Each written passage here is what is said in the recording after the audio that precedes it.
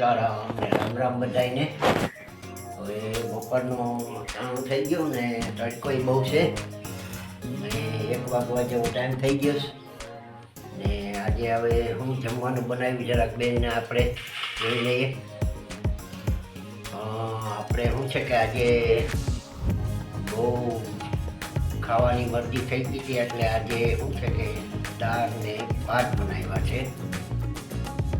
તો આપણે શું છે કે આ દાળ છે, આ ભાત છે અને આ ટેસ્ટી પાપડ છે આપણા અને એક આ છાશ છે. તો હાલો હવે આપણે લઈ લઈએ અને હાલો તમે હવે જમવા.